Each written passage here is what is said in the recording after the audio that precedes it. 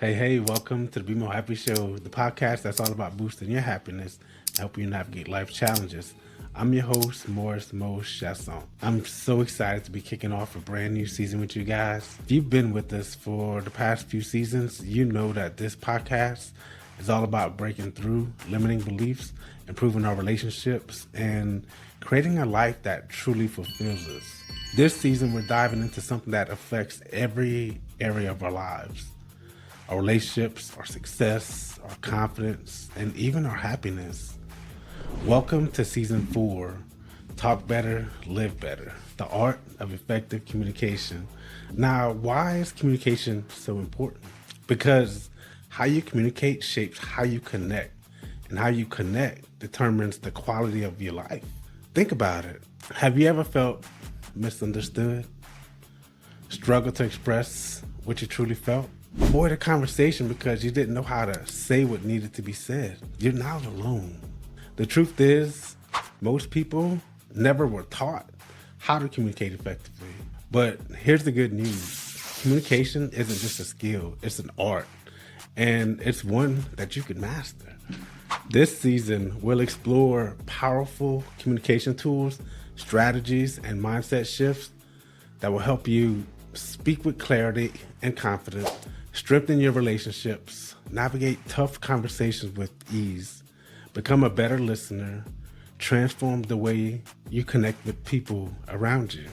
And of course, we'll be drawing some wisdom from some of the greatest thinkers on personal growth, like Proctor and Earl Nightingale, as well as real life examples that will inspire you and challenge you to talk better so you can live better. So whether you want to improve your personal relationships, your career, or just the way you show up in the world, this season is for you. Get ready to unlock the true power of your words and discover how better conversations can lead to a better life. This is the Be More Happy Show, and you're about to embark on a season that just might change the way you communicate forever.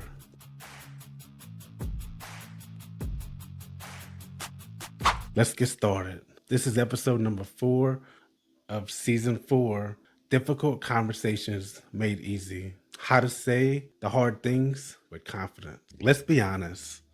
Most of us avoid difficult conversations like the plague. Whether it's addressing a conflict, setting a boundary, or expressing our true feelings, these conversations can feel uncomfortable, overwhelming, or even downright terrifying. It's crazy because we just make up these scenarios in our heads. But here's the truth. Avoiding hard conversations doesn't make them disappear. It just makes things worse. Earl Nightingale once said, "Everything you want is on the other side of fear." And I believe that applies to communication too. In this episode, we're going to break down why we fear difficult conversations, how to prepare for them, a simple step-by-step approach to handling them with confidence. By the end of this episode, you'll have the tools to face those tough conversations head on without guilt, fear, or regret.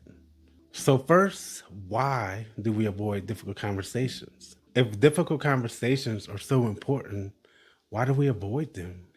Here are top 3 reasons why people avoid tough conversations. Number 1, fear of conflict. We don't want to create tension or make that a person upset. Number 2, fear of rejection. We worry that expressing our needs will push them away. Number 3, fear of saying the wrong thing. We don't want to be misunderstood or regret what we say. Bob Proctor once said, "Fear is a state of mind. It can be controlled and directed." That means the fear of having hard conversations is not an unchangeable reality. It's a mindset we can shift. Ask yourself, what's a difficult conversation I've been avoiding? What's the worst that could happen? And what's the best that could happen?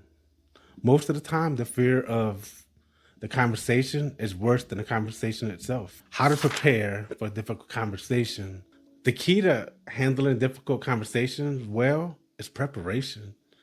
Here are 3 things you could do before the conversation. Number 1, get clear on your goal.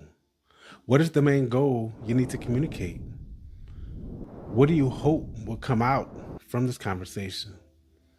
If you're setting a boundary, for example, your goal might be to express that you need more respect, not to argue about past events. Step number 2, choose the right time and place. Avoid bringing up serious topics in moments of high stress or distraction. Choose a setting where both of you can be calm, present, and focused. Number 3, manage your emotions. Take a few deep breaths before the conversation. Remind yourself it's okay to be uncomfortable. Growth comes from discomfort. Bob Proctor reminds us discipline is giving yourself a command and following it. Preparing for tough conversations is a form of discipline. It's about being intentional instead of reactive. So, a simple step by step approach to difficult conversations. Now, let's break down exactly how to have difficult conversations in a way that is clear, respectful, and effective. Step 1, start with empathy. Begin the conversation in a way that sets a positive tone. For example, I really value our relationship, and that's why I want to talk to you about this. Clearly express your thoughts and feelings. Use I statements instead of blame. Instead of you never listen to me, say I feel unheard when I don't get a response. Number 3, invite a response. Communication is a two-way street. Give the other person space to share their perspective. For example, how do you see this? I'd love to hear your thoughts. Number 4, end with the solution. Find common ground and suggest a path forward. For example, moving forward, I'd really appreciate if we could handle this differently. Does that sound fair? By using this framework, you turn a difficult conversation into a productive one where both sides feel heard and respected. Earl Nightingale said the best way to get the things you want in life is to communicate what you want. This framework helps you do just that. Difficult conversations don't have to be scary. They can be an opportunity for growth, deeper connection, and mutual understanding if we approach them the right way. Don't avoid tough conversations, prepare for them. Use empathy, clarity, and curiosity to guide the discussion. Remember that uncomfortable conversations lead to stronger relationships. Bob Proctor once said, the quality of your life is in direct proportion of the quality of your relationships. And your relationships are built one conversation at a time. Your challenge this week. Think of one difficult conversation you've been avoiding. Use the 4-step framework to plan out how you'll approach it.